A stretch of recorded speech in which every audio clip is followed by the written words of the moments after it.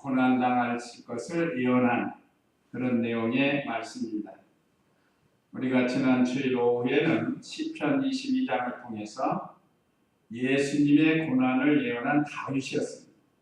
다윗은 예수님 오시기 전 1000년 전 사람이고, 오늘 이사야는 예수님 오시기 전 700여 년 전 선지자, 그 선지자를 통해서 예수님이 오셔서 고난당할 것, 이미 예수님이 피 흘려 구속하실 것은 우리 인류의 조상 아담과 하와에게 약속하신 거죠.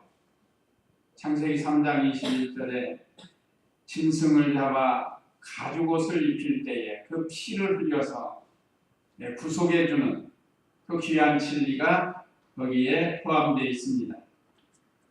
후로 이렇게 다윗을 통해서, 이사야를 통해서 예수님이 고난당하실 것을 예언하는 것은 예수님이 어느 날 갑자기 유대인들 종교 지도자들이 반란을 일으켜서 이렇게 되는 게 아니고 이미 선지자들을 통해서 예언이 되신 것을 가리킵니다.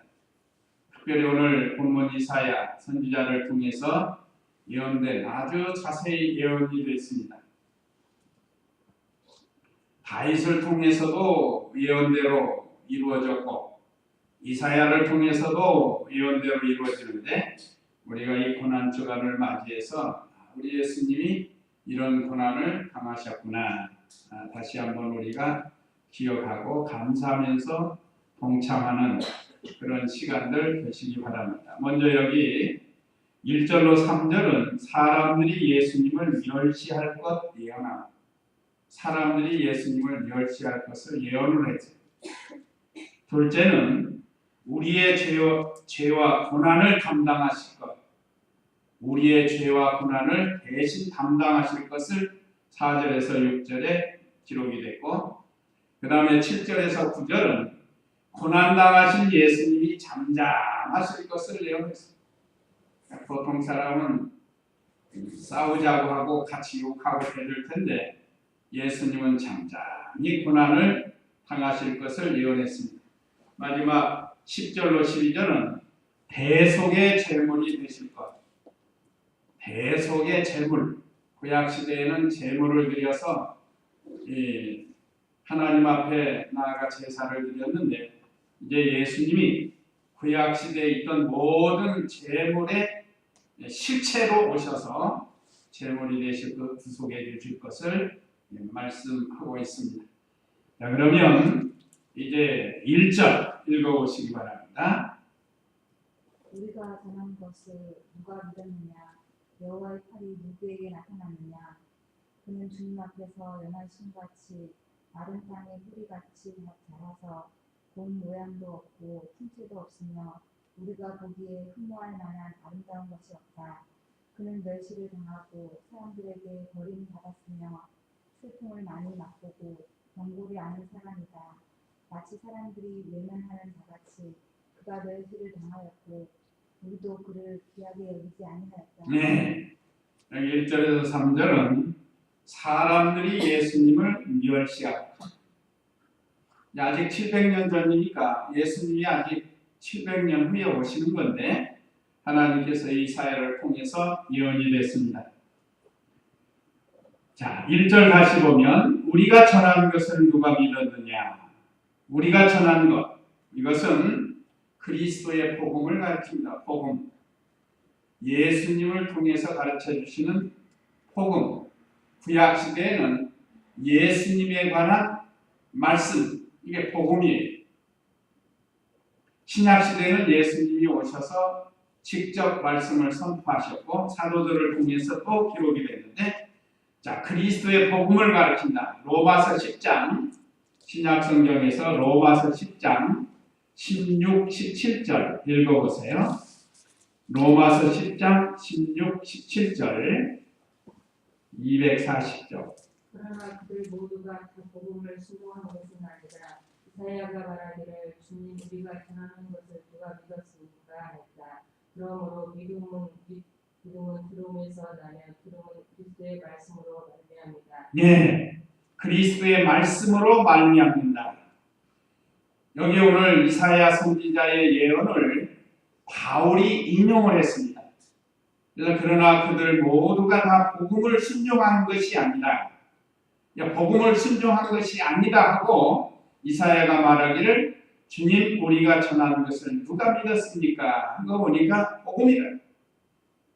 그러므로 믿음은 들음에서 나며 들음은 그리스도의 말씀으로 말입니다.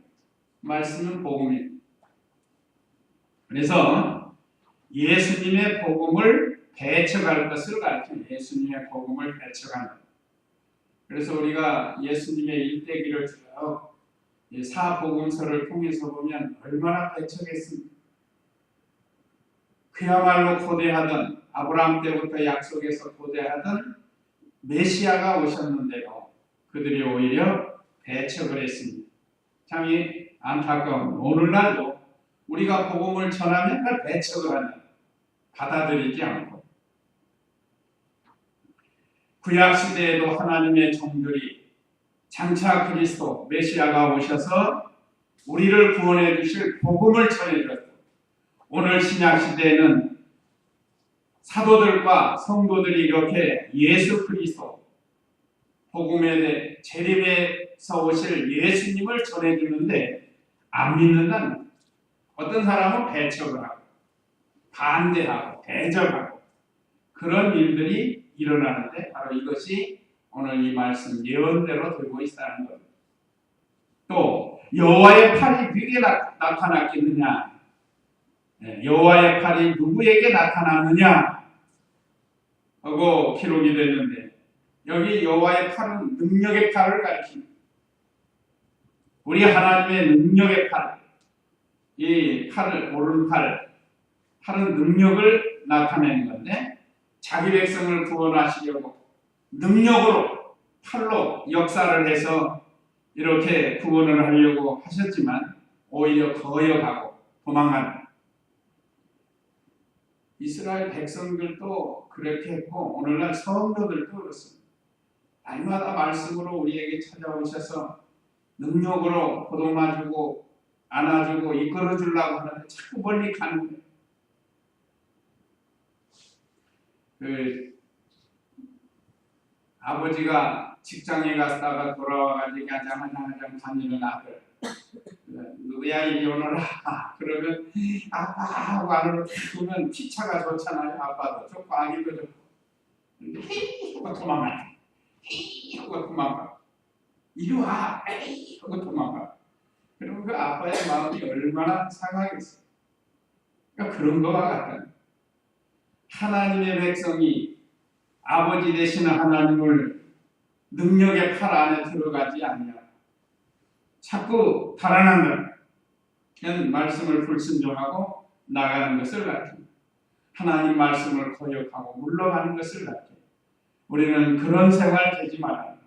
2절에 그는 주님 앞에서 연한 순같이 마른 땅에 풀같이 자라서 여기 그는 예수님은 하나님 앞에서 연한 순같이 요즘 연한 순들 많이 올라오죠. 줄기, 순 이런 것들이 지금 많이 올라오고 있습니다. 그건 참 부드러워요. 저 막 생으로 따먹어도 됩니다. 저 어렸을 때 산에 들에 가서 찔레나무 있죠. 찔레나무 가시 달리고 그거 연한 거 올라오면 툭 잘라가지고 가시 툭 띄고 그냥 먹으면 달짝지근하니 옛날에는 맛있는데 요즘도 산에 가서 한 번씩 꺾어가지고 먹어보는데 쌉싸하니 이 윗부분은 좀 쌉싸해요. 아랫부분은 딱딱하고 이거는 중간에 딱 먹기 좋은 게 있습니다. 이렇게 연하기 때문에 잘 꺾이고 사람들이 볼 때는 약해 보이고 연하니까 순 같은 그렇지만 우리 예수님이 행하시는 것은 부드럽고 겸손하게 하나님의 이 계획하신 일들 생명의 역사를 이용합니다. 그 순이 올라오면 생명의 역사가 보이지 않아요. 우리 화단에 있는 그 노란 꽃 피는 것도 처음에는 잎사귀들만 피다가 이렇게 순이 자꾸 올라오면서 또 잎사귀를 치고 하다가 꽃이 피어가지고 벌들이 나죠. 벌들 봤죠? 그 그 꿀벌 같은 게 어디서 알고 그 향기, 꿀 향기를 맡았는지 와서 그 따가더라고요, 벌들이. 그러니까 이렇게 연한 것 같은데 우리 예수님은 참 이렇게 줄기같이 사람들이 볼 때는 약해 보이지만 그 연한 숨 같은 부드럽게 생명의 역사를 행하시는 주님이신 것을 이사야를 통해서 가르쳐주고 있습니다. 그래서 우리 주님은 온유하고 겸손하십니다. 온유하고 겸손한 것은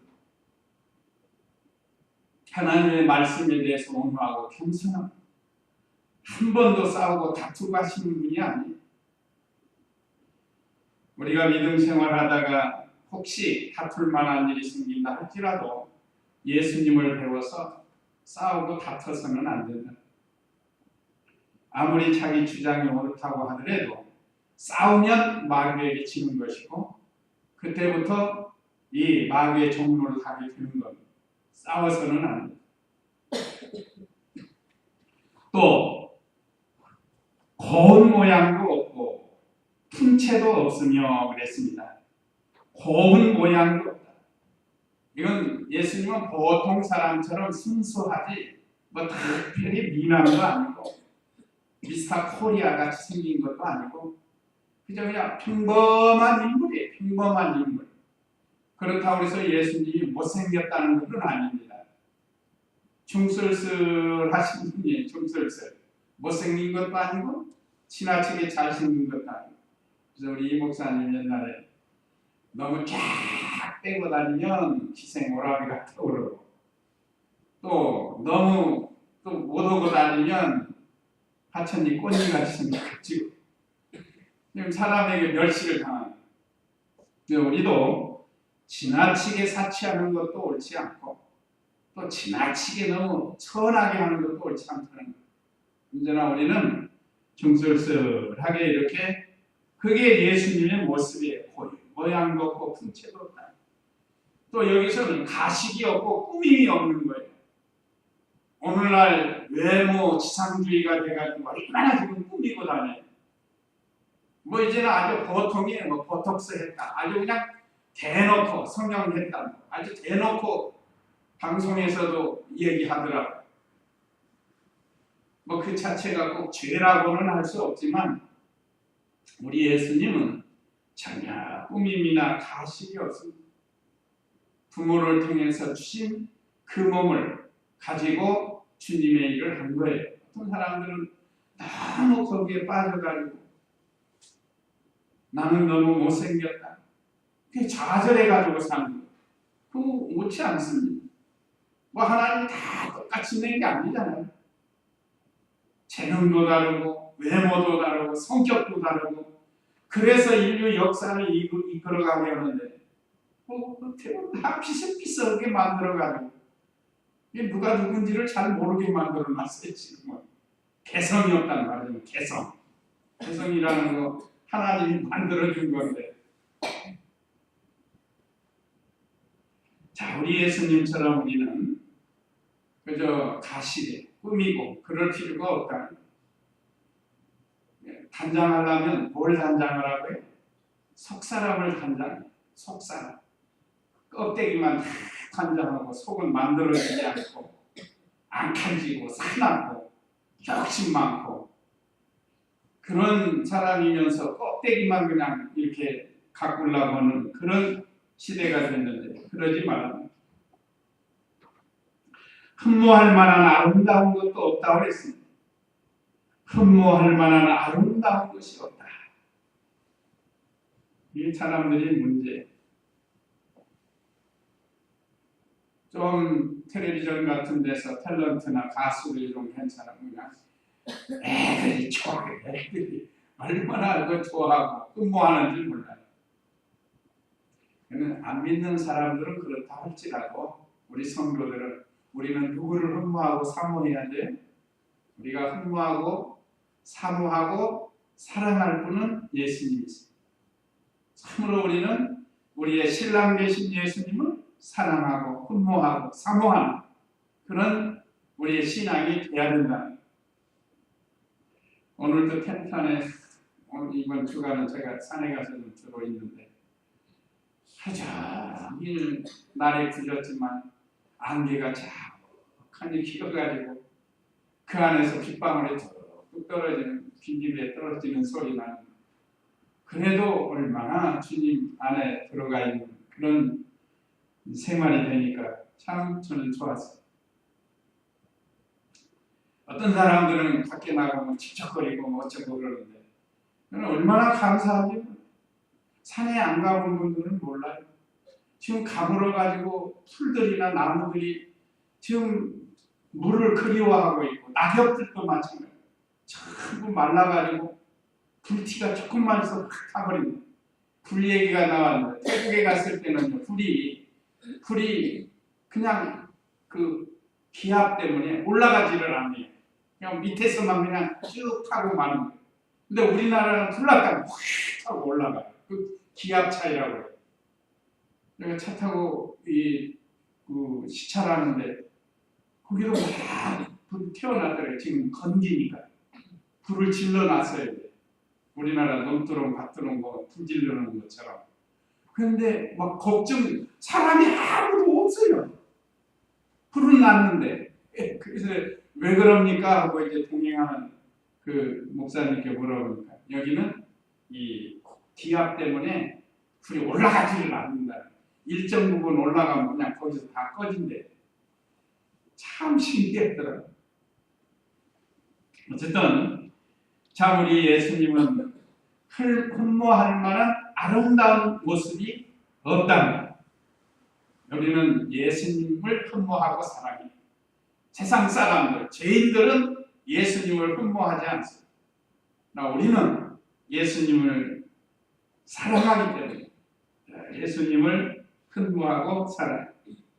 아까도 말씀드린 흩타오르서 예수님이 못생긴 건 아니라 그 다음에 3절에는 그는 멸시를 당하고 사람들에게 버림받았으며 슬픔을 많이 맛보고 병고를 앓는 사람이다.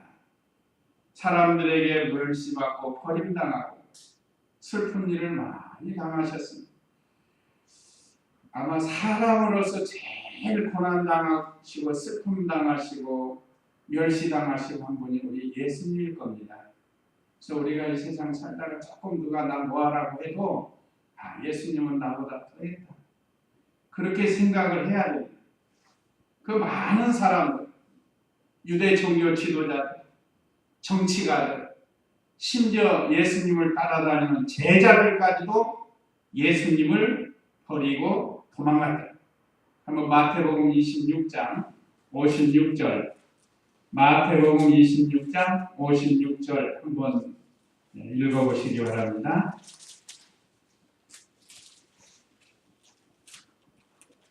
그러나 이 모든 것들이 일어난 것은 선지자들의 글이 성취되게 하는 것이다 하시니 모든 제자들이 예수님을 버리고 도망쳤다. 네, 55절 한번 읽어요. 55절. 그때 예수께서 우리에게 말씀하시기를 너희가 마치 강도를 대하듯이 검과 몽둥이를 들고 나를 잡으러 나왔느냐. 내가 날마다 성전에 앉아서 가르쳤으나 너희가 나를 붙잡지 않았다. 네. 자, 이제 가룟 유다가 예수님을 팔고 원수들이 검과 몽둥이 횃불을 가지고 밤에 목요일 밤입니다. 밤에 이제 날이 새면 금요일인데 그 성만찬 끝나고 겟세마네 동산에서 땀방울이 핏방울이 되도록 기도하고 계시는데 이 원수들이 온 거예요. 우리가 제자들이 놀라서 다 도망간 거예요. 자, 참 얼마나 예수님 섭섭하시겠어요. 원수들이 왔다고 베드로는 다 주님을 버릴지라도 차내기는 버리지 않는다고 장담까지 수제자가 앞서서 도망가버린 뭐냐. 내가 다른 제자들도 다 도망간 거예요. 얼마나 예수님 마음이 허전하고 섭섭했어요. 그러나 예수님은 그 제자들 공부 아니에요. 환경 공부 아니에요. 하나님 바라보고 하나님께 위로를 받는. 그래서 우리가 이 세상 살다가 이런 참 슬픈 일, 참 괴롭당하는 일, 버림당하는 일, 이런 일들이 생길 수 있는데 그럴 때 예수님을 바라보고 믿음을 지켜야 돼요. 심지어 성도들까지도 예수님을 귀히 여기지 않았다고 했습니다. 여기 있죠. 우리도 그를 귀하게 여기지 아니하였다. 성도들이라고 껍데기는 성도 상표가 붙었는데 속은 그렇지 않아요. 마치 사이다병의 상표는 사이다인데 마셔보니까 사이다가 아니야. 우리가 그런 생활하면 안 된다.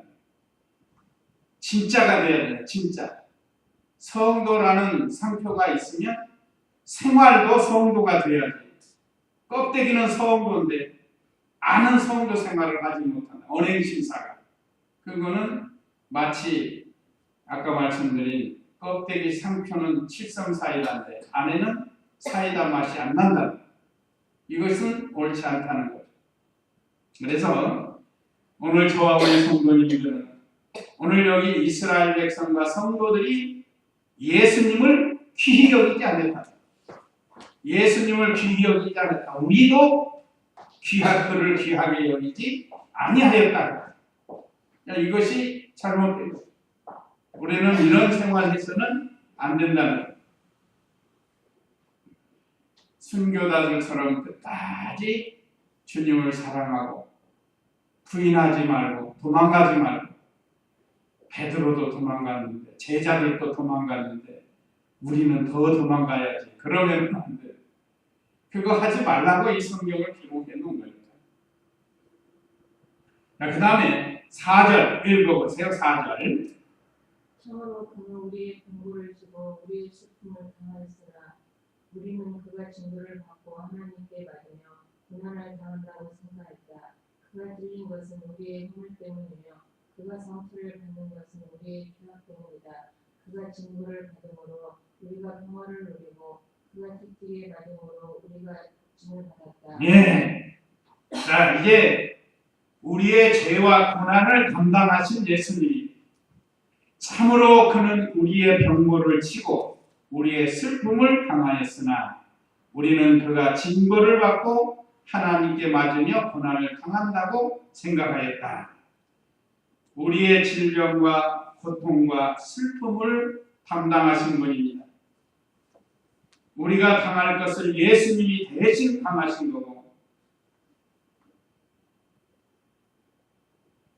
그 예수님 얼굴을 가리고 멸시하고 백성들은 깨닫지 못하고 오히려 하나님께 징벌을 받아서 이렇게 됐다고 고난당한다고 생각을 해요. 우리가 잘못 생각하면 안 돼요.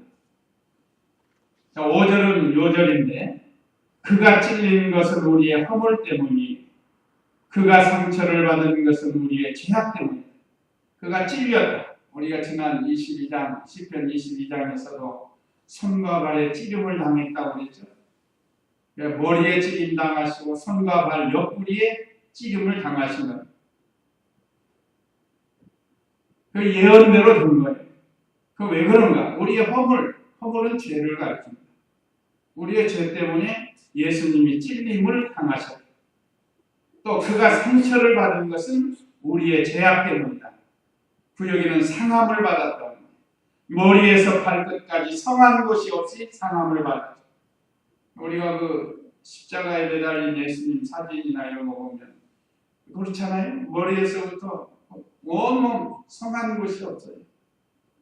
그래서 우리 예수님이 이렇게 상처를 받은 것은 우리의 죄악 때문이다. 또 그가 징벌을 받음으로 우리가 평화를 누리고 징계를 당한 구역에는 징계라고 했는데 그 우리가 받을 징계를 대신 받으셨다. 우리가 받을 징벌을 대신 받으셔서 우리가 그로 인해서 평화를 누리게 되었다.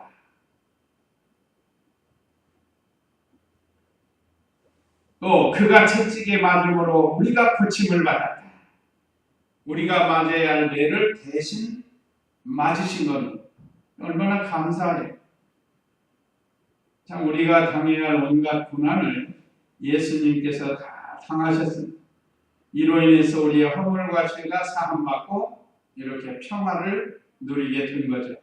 에베소서 2장 1절하고 5절, 9절만 한번 읽어보시기 바랍니다. 신약성경 에베소서 2장 1절, 5절. 하나님께서 하는 것들을 부르던 너희를 살리셨다. 이때 너희가 이 세상의 신들을 따라 대가와 대행하고 공중권세자는 자를 따라 행하고 있으니 그는 곧 지금 그 신들의 안전 가운데서 활동하는 일이다. 5절. 허물로 죽은 우리를 그리스도와 함께 살리셨고 너희가 이같이 은혜로 구원을 받았다. 예. 자, 1절에 하나님께서 허물과 죄로 죽었던 너희를 살리셨다. 자, 우리가 하나님 앞에 그 죄로 인해서 죽은 자. 근데 예수 그리스도로 말미암아 살아났다. 5절에 그랬죠. 허물로 죽은 우리를 그리스도와 함께 살리셨고, 여기 죽었다는 건 하나님과 단절되는 상태를 가르칩니다. 우리 몸이 죽는 걸 가르치는 게 아니고 하나님과의 관계가 단절이 된 상태가 죽은 자예요. 그래서 제가 모셨던 목사님 한 분은 예수님 믿지 않고 다니는 사람들은 다 송장이래요. 송장. 하나님 편에서 보면 송장이 걸어다니는 거예요. 죽은 자들이 걸어다니는. 처음에는 그게 무슨 뜻인지 이해를 잘 못했지만 이 진리를 받고 보니까 그렇구나. 우리는 하나님께 대해서 산자가 됐지만 예수님 믿지 않은 사람은 하나님께 대해서 죽은 자니까 송장이 걸어다닌다. 자, 허물과 죄로 죽었던 우리를 그리스도로 말미암아 살려주셨다.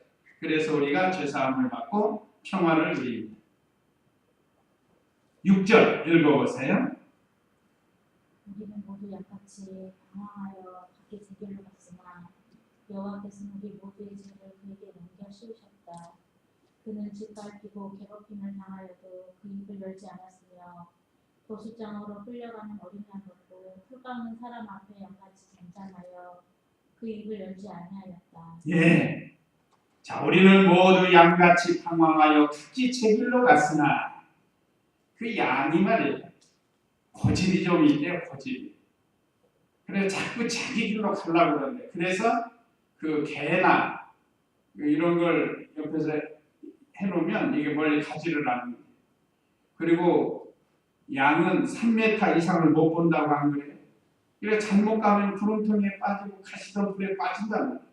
시력이 별로 안 좋은 그냥 이 양들이 눈이 뻘게 가지고. 그래요. 3m 이상을 못 본대. 그래서 잘못 가면 구름통에 빠진다. 그래서 목자들이 지팡이가 있고 또 막대기가 있다. 지팡이는 구부러진 거. 그래서 구렁텅이에 빠진 거 이렇게 가슴에다 걸어서 끌어올리고, 막대기는 일이나 늑대가 오면 그걸 막아주려고. 그래서 여호와는 나의 목자시니, 목자 되신 예수님이 우리를 지팡이와 막대기로 인도해 주신다.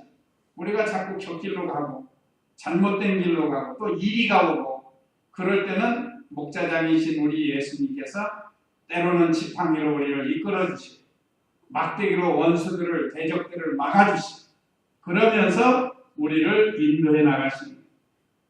우리가 이렇게 각지 제 길로 잘 가요. 방황하고. 그런 우리에게 여호와께서는 우리의 모두의 죄를 그에게 씌우셨다.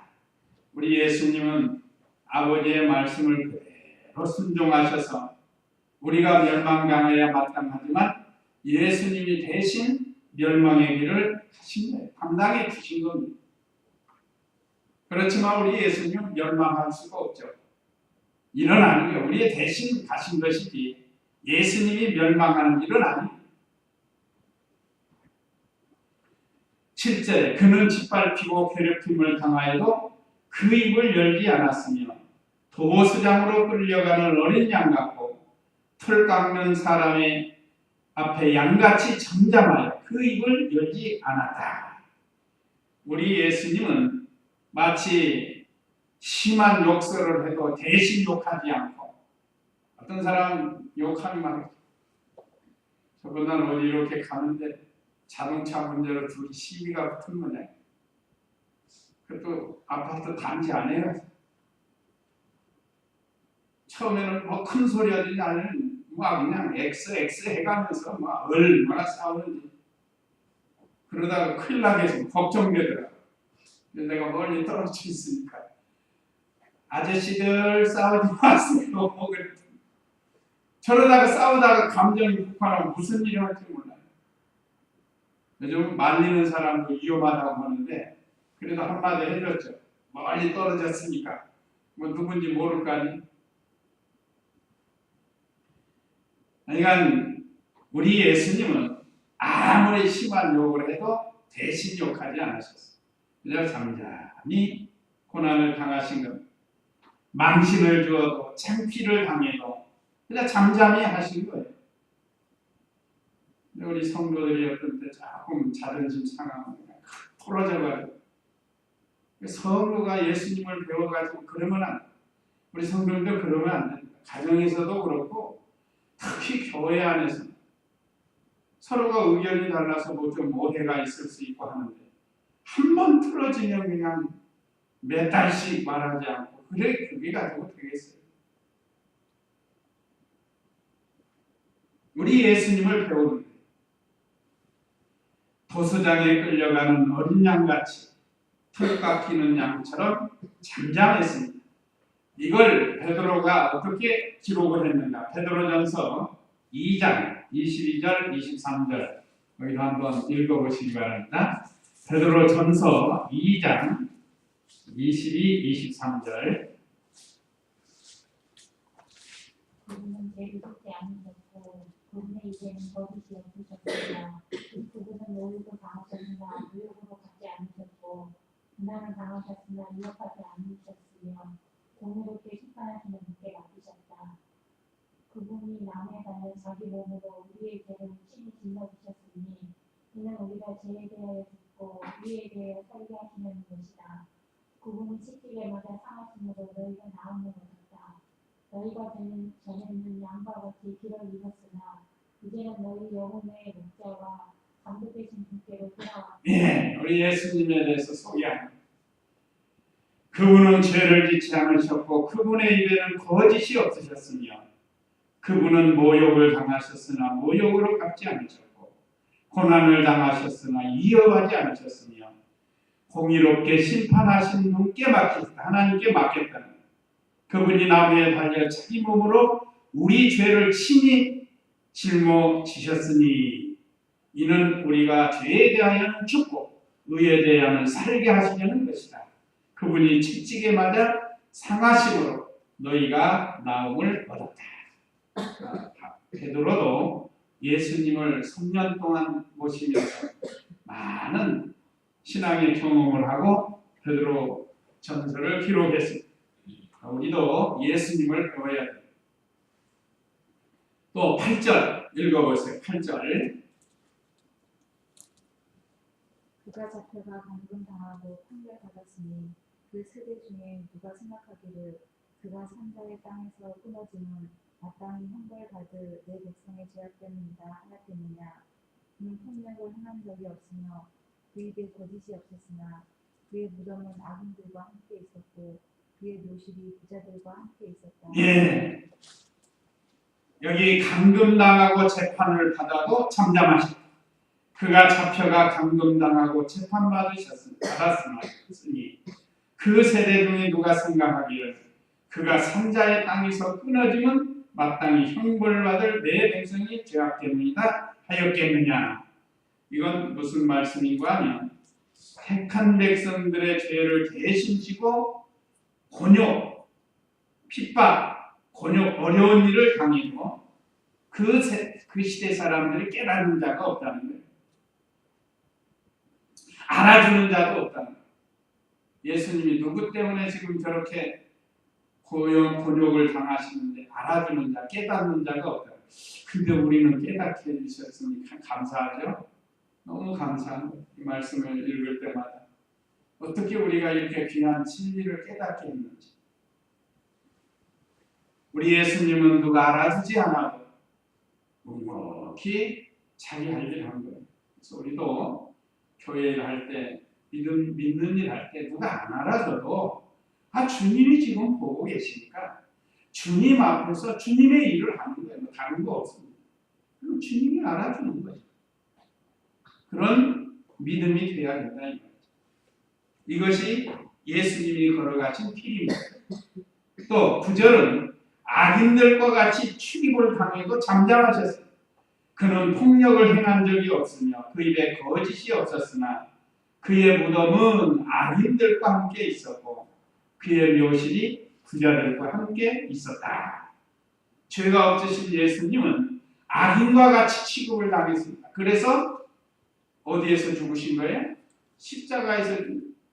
십자가형은 그 당시 로마 시민권 가진 사람은 안 시킨다고 한 거예요. 아주 악한 사람들만 십자가에 죽고, 그래서 강도들을 십자가에 못 박은 거예요. 그러니까 우리 예수님이 마치 강도 취급받은 거예요. 악한 자. 그래도 우리 예수님은 말씀 안 하십니다. 얼마나 죽으시면서까지도 낮아지신 거예요. 그러나 하나님께서 알아주시고 높여서 존귀하게 해주십니다. 근데 여기 그 묘실이 부자들과 함께 있었다면 그 부자 아리마대 요셉이라는 사람이 예수님의 시체를 가져다가 자기 무덤에 묻었다. 묘실이 부자와 함께 있었다는 이 말씀입니다. 그러니까 죽어서까지 걱정할 필요는 없다는 거예요. 어떤 사람들은 나 죽은 다음에 뭐 어떻게 하라 하는데 그런 거 걱정을 못해요. 미국의 어느 분인가 그러더라고요. 나이 다음에 죽으면 이 관에다 넣으라고 미리 관을 오동나무로 좋은 걸로 해가지고 관을 짜가지고 메탈을 놔서 미리 준비를 해놓은. 우리 성도님들은 하늘나라 소망을 가지고 죽으면 그 다음에는 뭐 있는 사람들이 알아서 할 거니까 걱정할 거 없어요. 그것까지 미리 걱정해가지고 어디다 묻어야 된다 뭐 그런 거 없습니다.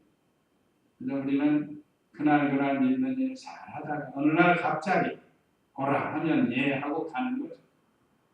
그런 다음에는 이제 식구들에게 맡기는 거예요. 치매 걸려서 바깥에서 죽었다. 아무도 모른다. 그러면 시나 동이나 뭐 어디서 알아서 할 거 아니에요? 상관이 없는 거예요.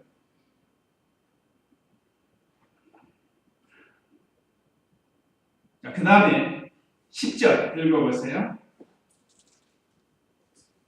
여호와께서 그가 산에 있는 것을 기뻐하시고 가난을 당하지 하셨으니 그의 영혼을 습관대로 드릴 때에 그가 자손을 볼 것이며 그의 날이 길 것이요 또 그 손도 여호와의 기쁜 뜻을 이룰 것이다.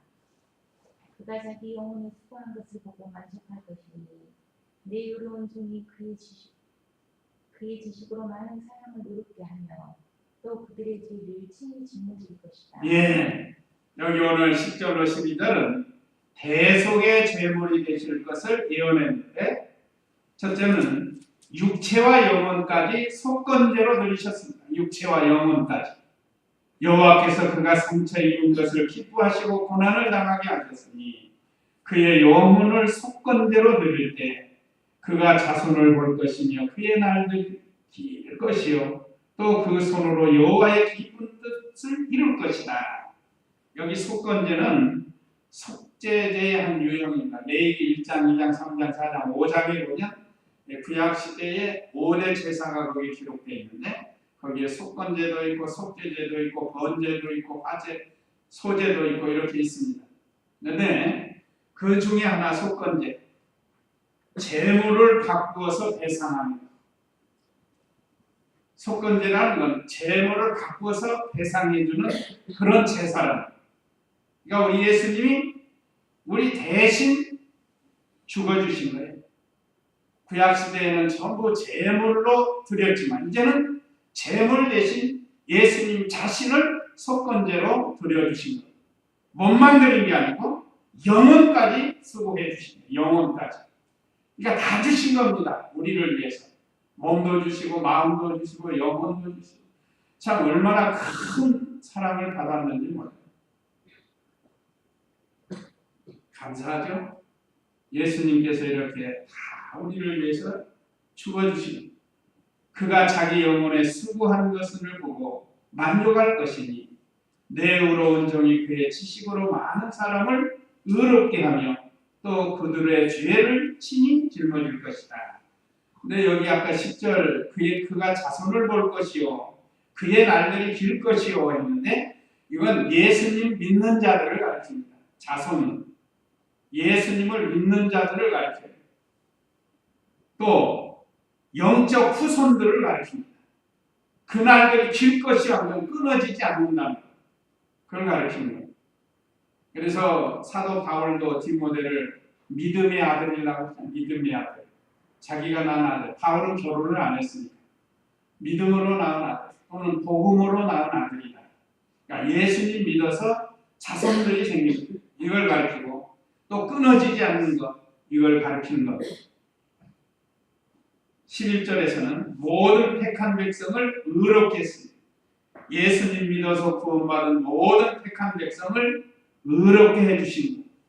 그것이 우리 예수님이 몸과 영혼으로 수고해 주신 거예요. 그래서 여기 나의 의로운 종이 그의 지식으로 많은 사람을 의롭게 해요. 의로운 종은 예수님이 그 하나님의 말씀의 지식을 가지고 많은 사람을 의롭게 해요.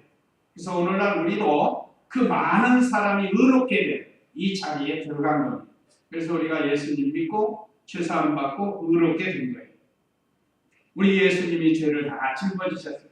마지막 12절 읽어보세요. 그러므로 나는 많은 사람과 함께 분기를 그에게 나눠주고 그는 강한 자와 함께 대처한 것을 나눌 것이다. 그가 자기 영혼을 버려 사망에 이르게 하며 범죄자를 별로 취급되었으나 희성은 그가 많은 자들의 피를 치고 범죄자를 위해 중보하셨다. 예, 자신이 제물이 되어 택한 백성 구원하시다.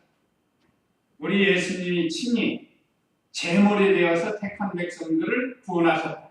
그러므로 나는 많은 사람과 함께 분깃을 그에게 나눠주고 그래서 예수 죽음 내 죽음이 되고 예수 부활이 내 부활이 되는 거예요. 우리에게 많은 분깃. 우리 예수님은 십자가 부활을 완성하신 강하신 분. 여기 그는 강한 자와 함께 탈취한 것을 나눌 것이다.